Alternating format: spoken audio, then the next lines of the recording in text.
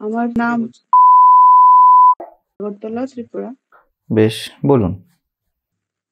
আমি house wife. হুম তো আমার পারিবারিকও কিছু সমস্যা আছে। পারিবারিক বলতে আমার হাজবেন্ড আর আমি, আমাদের দুজনের মধ্যে মিল নেই ইদানিংকালে। আজকে 5-6 বছর যাবৎ আমাদের মধ্যে মিল নেই। ও আমাকে বিয়ের প্রথম থেকে আজকে 20 ইয়ার্স ও আমাকে টর্চার করে। টর্চার বলতে মানসিক এবং শারীরিক সমস্ত রকমই করে। এর মধ্যে আমার ছেলে, তো ছেলেও এসব কিছু দেখতে দেখতে ছেলেও অসুস্থ হয়ে গেছে। ছেলের আইবিএস আছে। তো ইদানিংকালে আজকে মাসখানেক যাবৎ ধরে ছেলে ওসিডি তে ভুগছে। প্র্যাকটিক্যালি কি প্রবলেম হচ্ছে? প্র্যাকটিক্যালি ওর কিছু সেক্সুয়াল থটস, ও কারোর সঙ্গে প্রেম করেনি। অ্যাকচুয়ালি ও প্রেম করেনি, এখন ক্লাস 11-এ পড়ছে। তো ওর প্রবলেম হলো ও কিছু করে ফেলেছে কিনা। ওর ওভার থটস বা ওভার থিঙ্কিং এবং গিল্ট ফিল হয়, মা আমি এটা করেছি, এটা দেখেছি, আমার কিছু ভুল হয়নি তো, আমি এটা করিনি তো মা, আমি কোনো পোস্টার দেখে কিছু করিনি তো, আমি অমুক মেয়েকে দেখে কিছু করিনি তো। এই যে একটা গিল্ট ফিল হয় এবং ওভার থিঙ্কিং, ওটা থেকে ওকে আমি বের করে আনতে পারছি না যে না কিছু করিসনি, কিছু হয়নি। তো এটা নিয়ে ও ভুগছে। এবং আপনার বিভিন্ন, ওর স্যার একজন অ্যাডভাইস করেছিল যে তুই ট্রুথ আনফোল্ড এটা একটু দেখিস। তো এটা দেখে আপনার কথাগুলো শুনে, যখন শোনে তখন বলে হ্যাঁ মা ঠিক আছে এই সেই। ও মাস্টারবেশন করতো এবং এটা নিয়ে আমি ওকে ডাক্তার দেখিয়েছিলাম। আমি নিমান্সেও গিয়েছিলাম, একদম ছোটবেলা থেকে ওর এরকম হতো। তো ওখানে ওরা বলেছে এটা ন্যাচারাল মাস্টারবেশন, এটা কোনো ব্যাপার না, এই না সে না বলে ওকে বুঝিয়ে দিয়েছে। কিন্তু এটা এখন ওর ফিল হচ্ছে যে এটা সে ভুল করছে না তো। উম যাই হোক, বিভিন্ন সোশ্যাল মিডিয়া আছে, এখন মোবাইল আছে, বিভিন্ন কিছু দেখে ফেলেছে, তো সেই জন্য ওর চিন্তা এটাও ভুল করেনি তো। এখন এজ কত? এজ 18+। হুম ক্লাস 5-এ যখন পড়তো তখনই আমরা ওকে নিমান্সে নিয়ে গেছিলাম। তখন নিমান্সে ওরা বললো যে না ওর এটা কোনো প্রবলেম না, আপনারা মেডিকেল কলেজে দেখান। তখন আমরা মণিপালে দেখিয়ে নিয়েছিলাম। তো ওখানে বলেছে না এটা ন্যাচারাল এই সেই। এরপর এখানেও অনেকবার আমি এখানেও ডাক্তার দেখিয়েছিলাম। না, ন্যাচারাল কি? ন্যাচারাল কি? মাস্টারবেশন করাটা নাকি ন্যাচারাল। ক্লাস 5-এর আগে? হ্যাঁ। আচ্ছা। তো ডাক্তাররা বলেছে ও তো ঠিক আছে এটা। আর যেহেতু একটা সাংসারিক ঝামেলা, ও তো একা, ওর আর কোনো ভাই বোন নেই। তো আমার ফ্যামিলিতে আর কেউ নেই। তো ওর তো একটা ঠিক আছে কিছু একটা নিয়ে থাকতে হবে, হয়তো বা ওটাতে সে ইনভলভ হয়ে গিয়েছিল। মাস্টারবেশন ওর খুব ভাল লাগতো, এই করতো। যাই হোক, তখন কিছু বলেনি। এখন সে আজকে মাসখানেক ধরে আমাকে খুব বিরক্ত করছে, মা এটা আমার এমন হচ্ছে, আমার ভুল হচ্ছে না তো, ভুল হয়েছে কিনা এইসব নিয়েই ওর চলছে। পড়াশোনা বেশি একটা হচ্ছে না এখন। এমনিতে সায়েন্সে পড়ে, তো টার্গেট ছিল, প্রথম তো ছিল খুব আইআইটি যাবে, আইআইটি যাবে খুব লাফালাফি করছিল। লেখাপড়ায় কেমন? লেখাপড়া তো মোটামুটি ছিল, 89.8% পেয়েছিল মাধ্যমিকে, সিবিএসসি বোর্ড। আচ্ছা, এখন আপনি কি বলতে চাইছেন বলুন। এখন আমার কাছে ওর প্রশ্ন হলো মা আমি এটা থেকে কিভাবে বেরিয়ে আসবো। আপনার কি মনে হয় কিভাবে বেরিয়ে আসবে? জানি না, আমি আপনি যদি কৃপা করেন হয়তো বেরিয়ে আসবে। আমি এক্ষুনি বলছিলাম আপনাদের তো জানা উচিত, কারণ আপনাদের থেকে যখন সন্তান আসছে ইউ মাস্ট নো যে কিভাবে ডিল করা উচিত। এই ম্যাচুরিটি আমাদের থাকতে হবে। ঠিক আছে, বুঝতে পারছি, আমি তবুও বলছি প্রত্যেক পিতামাতারই সন্তান আসার আগে মাথায় রাখতে হবে যে যে কোনো জিনিস জীবনে ঘটতে পারে, একটা নবজীবন, নতুন প্রাণ, ঠিক আছে, যে কোনো জিনিস ঘটতে পারে। তো আমাদের খুব ম্যাচিওর না হয়ে এই বিরাট একটা কাজ পিতামাতা হওয়াতে হাত দেওয়ার আগে ভাবা উচিত। আপনাকে বলছি না, সকলের জন্য বলছি। সেরকম আপনি ভাববেন না, কোনো অপরাধ বোধ রাখবেন না, সেরকম কিছু বলছি না আমি। দেখুন, আমি এই ক্ষেত্রে আমি খুব প্র্যাকটিক্যালি কথা বলছি, আমি খুব ফিলোসফিক্যালি কথা বলে লাভ নেই। ওর যে ওসিডি সমস্যা যেটা আপনি বলছেন, এটা কি মেডিকেলি প্রুভড? হ্যাঁ, আমি সাইকিয়াট্রিস্ট দেখিয়েছিলাম। উনি আমাকে বলেছিলেন যে ওসিডি প্রবলেম এটা চলছে। তো উনি আমাকে মেডিসিন দিয়েছিলেন, ফ্লুইড 10 mg বলে। তো ওটা আমি জাস্ট 11 days খাইয়েছি। আমি ওটা থেকে কোনো বেনিফিট পাইনি, সেই জন্য আমি বন্ধ করে দিয়েছি। ওর কোনো বেস্ট ফ্রেন্ড বা খেলতে যাওয়া, ঘোরাফেরা এইসব আছে? ঘোরাফেরা বলতে আমার সঙ্গে ঘোরাফেরা, বাবাকে তো অতটা পায় না। টিচারের বাড়ি গেলে বাবা আনে বা নিয়ে যায় দরকার হলে। বাবা কি করেন? বাবা এমনিতে টিচার। আমি একটা খুব সহজ, আপনার আধ ঘন্টাও লাগবে না, আমি একটা এর উত্তর দিতে পারি, আপনাকে রেমিডিও বলতে পারি, কিন্তু খুব টাফ এটা করা।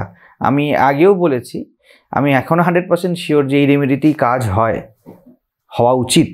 কিন্তু প্রশ্ন কি বলুন তো, রোগ, আমি আমার অভিজ্ঞতা দেখেছি সন্তানের থেকে অভিভাবকের বেশি ঘন হয় রোগ। আমরা রোগী তো বলছি তাকে, কিন্তু অভিভাবকের রোগ বেশি সঘন হয়। কিন্তু অভিভাবক তো বড় হয়ে গেছে, তারা স্বীকার করে না যে তাদেরও একটা অ্যাটাচমেন্ট রূপ রোগ আছে। ঠিক আছে, দেখুন আপনি প্রশ্ন করছেন না, যদি আপনার সন্তান আমায় প্রশ্ন করতো আমি তাকে তার মতো উত্তর দিতাম। আপনাকে বা এই অভিভাবকদেরকে আমি এইরকম ক্ষেত্রে সবসময় বলেছিলাম, আমি খুব সহজ একটা উদাহরণ দেব, মানে জাস্ট এটা বুঝতে হবে যে আমি এক্স্যাক্ট বলছি না, আমি ভাবটা জাস্ট বুঝবার চেষ্টা করুন। এরম ক্ষেত্রে না, আমি একজনকে বলেছিলাম আপনার ছেলেকে হস্টেলে দিয়ে দিন, don't go there, let him fight by himself, নিজেকে নিজের জীবনের সাথে লড়তে দিন। আপনি যখন বলছেন আমি জানতাম যে এই উত্তরগুলো এরকমই আসবে, যে বাবা নিয়ে যায়, মায়ের সাথে কথা বলে। এর মধ্যে 100-এর মধ্যে 100% কেসেস এটা। এই ক্ষেত্রে বাবা মার একটা অবদান থাকে, যে তারা যখন দেখে, তাদের জায়গাটা আমি অ্যাপ্রিসিয়েট করছি, যে তাদের ছেলের মধ্যে কোনো ল্যাকিং আছে, তারা আরও সাপোর্ট দেয়, রাদার দেন তাকে আরও বেশি অনেক বেশি তাকে পাওয়ারফুল বানাতে হবে, তাকে ভেতর থেকে এনরিচ বানাতে হবে। ওটা না করে আমরা কিন্তু শুরু করে দিই সাপোর্ট দিতে। এই যে মানসিক ভাবনাটা, ও ভাবার এত সময়, আমি বলেছি ভাবার এত সময় কোথায় পাচ্ছে ভাবুন। এটা হতে পারে ওর রোগ, কিন্তু জীবন নিজের উত্তর। এখানে যদিও 10টা বন্ধু থাকতো, একটা প্লেফুলনেস থাকতো, খেলার জায়গা থাকতো, একটা কম্পিটিশান থাকতো, কম্পিটিশান মানে ছুট নয়, কম্পিটিশান মানে একটা পারফর্ম করার বিষয় থাকতো, ওর মন এত খালি হতে পারতো না। রাদার দেন ও কী করছে, মাকে জিজ্ঞেস করছে যে আমার সব উত্তর দেবেই। এমনও হওয়া দরকার জীবনে যেখানে অ্যান্সার আসবে না, হি উইল বি ইগনোরড। কিছু কিছু প্রশ্নের উত্তর প্রয়োজনই নেই, কারণ প্রশ্নটাই অহেতুক, কোনো দরকারই নেই প্রশ্নের জীবনে।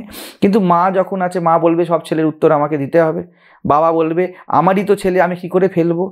এই যে জিনিসটা, এটা জীবনকে সামলায়ও, সন্তানকে সামলায়, কিন্তু এরকম ক্ষেত্রে কিন্তু এগুলোই জীবনকে ডিস্ট্রাকশন করে। আমার কাছে আগেও এরকম কথা হয়েছে, আপনি তো কথা বলছেন, আমি আমার সামনে প্র্যাকটিক্যালি এমন কেস দেখেছি যেখানে সব জানার পরেও বাবা মা কিন্তু নিজের মাতৃত্ব আর পিতৃত্ব ছাড়তে পারে না, এবং ওটা ডিজাস্টার হয়। যেমন আপনি যদি বলেন, এই ক্ষেত্রে আমি খুব পরিষ্কার বলবো, আপনাদের দুজনের থেকে আপনার সন্তানের সরা খুব দরকার এই মুহূর্তে।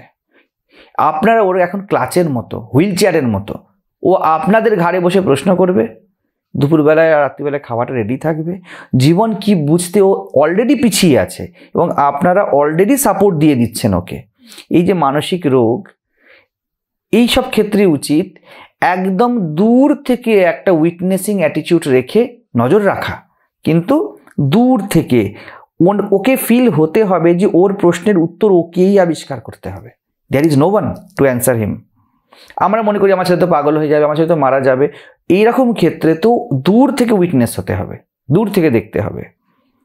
তো আমি একজনকে বলেছিলাম, যেটা আপনাকে বললাম, আপনি একটা কাজ করুন, সব উত্তর পেয়ে যাবেন।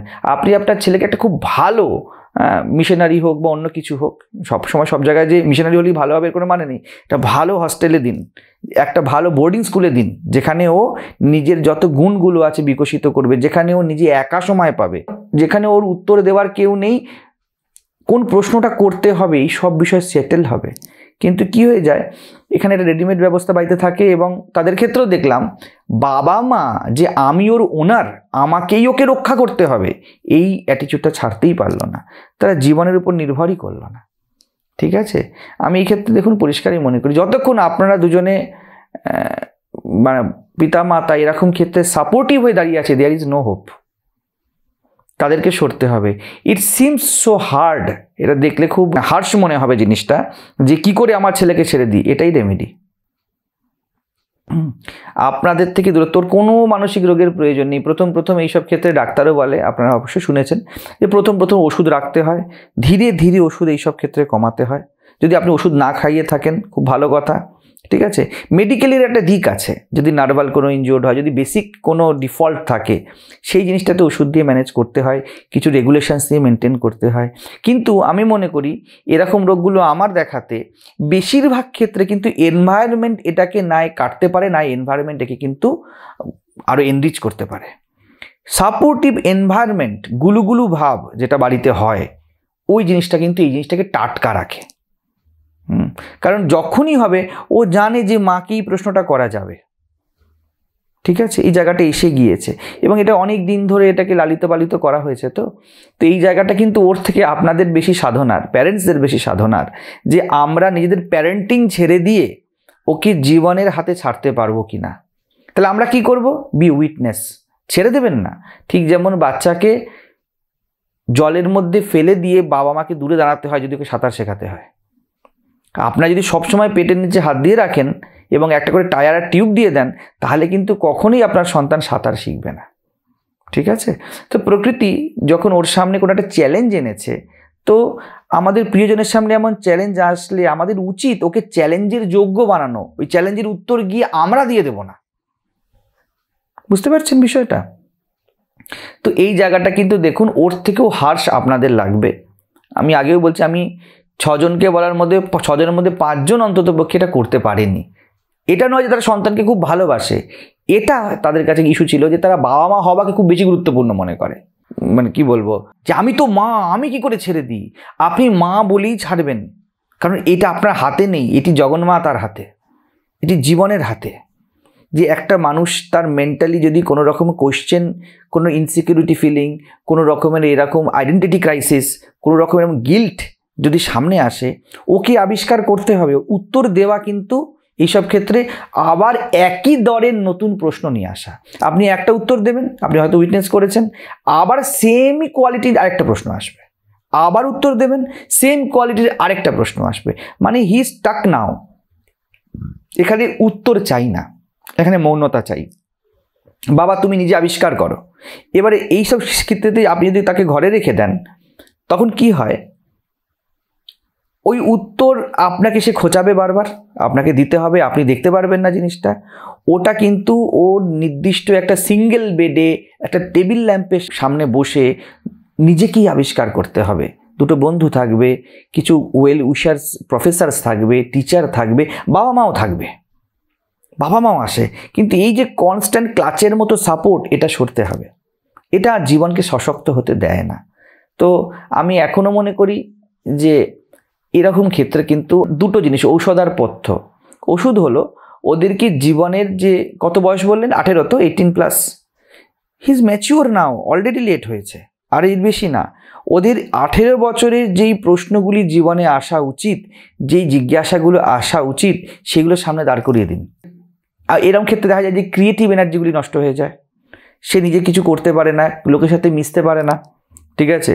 2-1 জনের সাথেই তারা মিশবে এবং মাস্ট বি তারা বেশিরভাগই মহিলা হয়, কারণ মহিলাদের সামনে নিজের কথা রাখা যায়। মা, কাকি, দিদি, বোন, মাই বেশি হয় এই ক্ষেত্রে, কারণ ছোটো থেকে তার সামনে বলা যায়।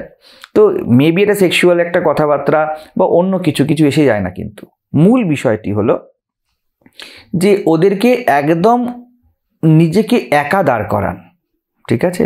সাইকেল চালানোর সময় পিছন থেকে যে সাইকেল শেখায় সে কিন্তু ছেড়ে দেয় কিছুটা, সে কিন্তু জানিয়ে পড়বে, তবুও ছাড়ে না। ছাড়লে ওই যে পিছনের ক্যারিয়ারটা ধরে আছে, সে সবসময় সাপোর্ট পাচ্ছে না, তার ব্যালেন্সটা জীবনে কখনো আসবে না। তো 18 বছর যখন হয়ে গিয়েছে, এটা অলরেডি অনেকটা দেরি হয়েছে। আমার মনে হয় এই ক্ষেত্রে কিন্তু খুব সুন্দর উপায়, আপনাদের থেকে ফিজিক্যালি ডিস্টেন্স রাখুন, কিন্তু মেন্টালি যেন থাকে আমার বাবাও আছে, মাও আছে, তারা আমার সাথে আছে, টু ইম্প্রুভাইজ মাই সেলফ। আমাকে তারা এখানে রেখেছে, নিজের দায়িত্ব নিজেকে নিতে হবে। এই সেন্সটা যদি আমরা না ভরতে পারি, এটা কিন্তু লাইফ লং চলবে, এর কোনো সমাধান হবে না। এরপর দেখবেন যে সন্তান বিবাহ করে বলছে মা বউয়ের সাথে কি করব, তারপরে এসে বলবে মা কোথায় ঘুরতে যাব, তারপরে এসে ইত্যাদি ইত্যাদি ইত্যাদি চলতে থাকবে। তো আমরা যদি চাই যে আমাদের সন্তান ম্যাচিওর হোক, প্রকৃতি তার মধ্যে কিছু ল্যাকিং দিয়েছে, তো সেই বা কিছু একটা সমস্যা বা কিছু একটা চ্যালেঞ্জ দিয়েছে, ওই চ্যালেঞ্জে ফেস করান, তাকে সামনে দাঁড় করান, নিজেরা কিন্তু ঢাল না হয়ে সরে দাঁড়ান। ইউ আর ম্যাচিওর এনাফ, তোমাকে তোমার উত্তর খুঁজতে হবে। এটা কিন্তু আমার মনে হয় একমাত্র উপায় আমরা যেটা করতে পারি। Rather than medicine. মেডিসিনের একটা জায়গা আছে। হ্যাঁ বলুন। মহারাজ, আমাদের এখানে তো সত্যি বলতে আমাদের এখানে আমরা জেনারেল তো, বাঙালি জেনারেলদের জন্য তেমন কোনো হোস্টেলের এখানে ব্যবস্থাপনা নেই। আছে কিছু এসটি দের জন্য আছে। ও তো এবার 11-এ, ক্লাস 12-এর পর তো ওকে অলরেডি বাইরে যেতেই হবে, ইচ্ছা আছে বাইরে পাঠানোর। এখন আপনার কৃপা আর ঠাকুরের কৃপা ছাড়া তো হবে না। তো এখন তো আমি ইচ্ছা করলে আমি কোথাও দিতে পারছি না, হোস্টেল তো তেমন ব্যবস্থা নেই। আপনার এখানে কি ওকে পাঠাতে পারি কিছুদিনের জন্য? না দেখুন, সেটা তো থাকতেই পারে, ওটা বড় কথা নয়, কিন্তু প্রশ্ন হলো আমাদের এখানে তো থাকার একটা অসুবিধা আছে। এখানে তো আমাদের কোনো ভালো ব্যবস্থা নেই, মানে খুব লিমিটেড মানুষের জন্য ব্যবস্থা আছে। গেস্ট হাউস আমাদের নেই প্রথমত। দ্বিতীয় হলো কিছুদিন পাঠাতে পারেনি, কিন্তু ব্যাপারটা শুধু পাঠানো না, কিন্তু মাথায় রাখুন আমি বলতে চাইছি ওর ডে টু ডে লাইফে ওকে কিন্তু নিজের দায়িত্ব নিজের কাঁধে নিয়ে দাঁড়াতে হবে। যখন আপনি আমার কাছে পাঠাবেন, ও এটাকে হলিডে হিসাবে নেবে, আমি হলিডে এনজয় করতে এসেছি, এটা নয়। ওর বুকস ওকে মেনটেন করতে হবে, ওর যাবতীয় জিনিসের উত্তর। এর ক্ষেত্রে কী হবে, বন্ধু বান্ধবের মধ্যে যখন থাকে তখন অনেক রকমভাবে কিন্তু ঘাত প্রতিঘাতে তৈরিও হয় ব্যক্তি, ঠিক আছে? কোন কথাটা বলা উচিত, কোনটা মাকে বলা উচিত, কোনটা উচিত নয়, ঠিক আছে? উচিত নয় মানে কি, উচিত অনুচিত এই নয় যে সে মনে এক রাখবে, এর কোনো উত্তর হয় না। এই যে উত্তরে স্যাটিসফাইড হচ্ছে না মানে কি, ওর মধ্যে কোয়েশ্চেনটা রোল হচ্ছে বারবার। আপনি যত উত্তর দেবেন ওটা আরও রোলই হতে থাকবে, ঠিক আছে? আপনি হয়তো এটা ফিল করেছেন যে এটা একই জায়গাতে ঘুরছে বারবার বহুদিন ধরে। তো এই দেখুন, এটা আপনাদের সাধনা হওয়া উচিত। আপনি আলোচনা করুন আপনার ফ্যামিলিতে যে আমরা কি করতে পারি যেখানে ফিজিক্যালি ও একটা হেলদি অ্যাটমসফিয়ারে থাকবে, ইয়েট আমাদের থেকে একটু ডিস্টেন্সে থাকবে, ওকে নিজের দায়িত্ব নিতে হবে। এটা হলো মূল কথা। হস্টেল বা এরকম না, হতে পারে আপনাদের কোনো রিলেটিভদের ঘর আছে বা কিছু, এখানে আসতে পারে সে 1-8 দিনের জন্য, হয়তো আমরা তাকে সাপোর্ট দিলাম বা কথা বললাম, কিন্তু ওটা খুব বেশি এফেক্টিভ হবে না। কারণ কি, ওকে ঠিক যেমন কি বলুন তো, আমি আপনাকে এক্সারসাইজ দেখিয়ে দিলাম, কিন্তু আপনাকে প্রত্যেক দিন এক্সারসাইজ নিজেকেই তো করতে হবে। এবার এখানে মাঝখানে আপনি আছেন, ও আমার কাছ থেকে 4টে কথা শুনে যাবে এবং আপনাকে গিয়ে বলবে, এবং ওই বলার পরে আপনি বলবেন তুই এটা কর ওটা কর, ঘুরে ফিরে একই হলো। না না, কোনো চিন্তা নেই, এই সেই। তো এক্সারসাইজটা ওকেই করতে হবে, ডেলিবারেট হয়ে করতে হবে, জোর করে বেজার হয়ে করলে হবে না। এখন মানুষ কি বলুন তো, জীবনের ঘাত প্রতিঘাতেই কিন্তু উঠে দাঁড়ায়, আর এরকম সব ম্যাটারগুলোতে তারা এতটা সাপোর্ট পেয়ে যায়, তাই তাদের ব্যাকবোন খুব সফট থেকে যায়, ওইটা কিন্তু তাদের ওঠাতে পারে না। আমার সামনে আমাদের কাছেই আমার একটা, নাম বলছি না, জলজ্যান্ত উদাহরণ আমি দেখছি এই মুহূর্তে, কনস্ট্যান্ট দেখছি, যেখানে আমি ভালো করে জানি, আমি তাদেরকে বলেওছিলাম এই ছেলে কিন্তু একদিন আপনাদের উপর কিন্তু আক্রমণ পর্যন্ত করতে পারে। ওই যে একটা ছেলের বাবা মা হওয়া এবং প্রতিপত্তি সম্পত্তি থাকা, এবং আমার ছেলেকে আমি জিনিসপত্র দিয়েই সুখী করব, এই ভাবনাগুলো বাবা মারা ছাড়তে পারে না। তারা বুঝতে পারে না যে ইনার গ্রোথ শুধু এর উপর নির্ভর করে না। তো একটু ভাবুন, যদি এখানে আমার কাছে অপশান থাকতো তাহলে আমি খুব হ্যাপি হতাম যে আমি এরকমভাবে সহায়তা করতে পারবো, কিন্তু এখনও প্রকৃতির ইচ্ছায় তার নেই।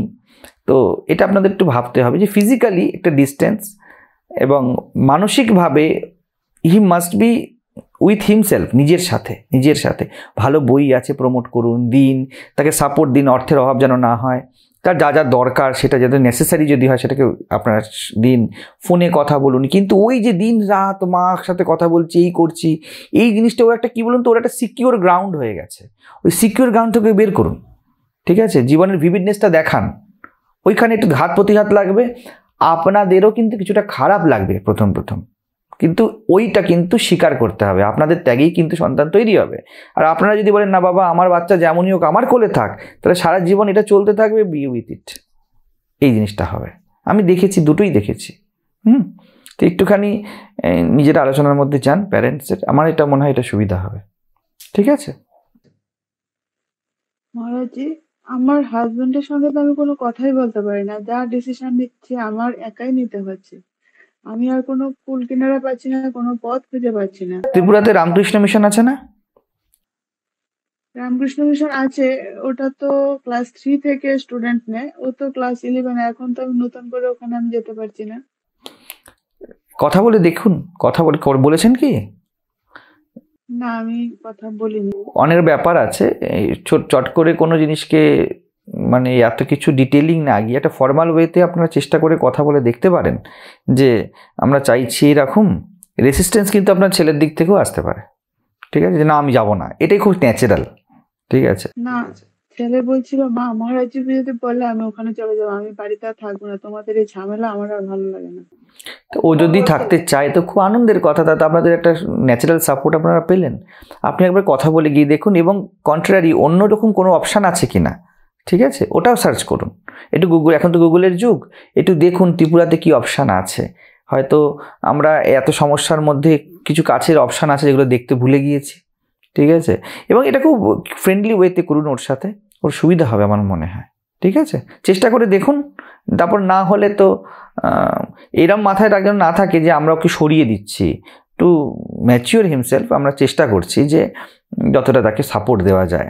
হ্যাঁ, এই ভাবটা থাকবে মা আমার সাথে আছে বা আমার প্যারেন্টস আমার সাথে আছে, কিন্তু আমাকে সাইকেল চালানো শিখতে হবে, এই দুটো একসাথে যেন মাথায় থাকে, ঠিক আছে, তাহলে হবে। একটু দেখুন ভালো করে, আমার মনে হয় কিছু সহায়তা বেরিয়ে আসতেই পারে। আমরা যখন খুব মরিয়া হয়ে কিছু খুঁজি না, তখন জীবন কিন্তু সেটা আমাদেরকে দিয়ে দেয়, কারণ ওটা জীবনের প্রয়োজন থেকে বেরোয় না।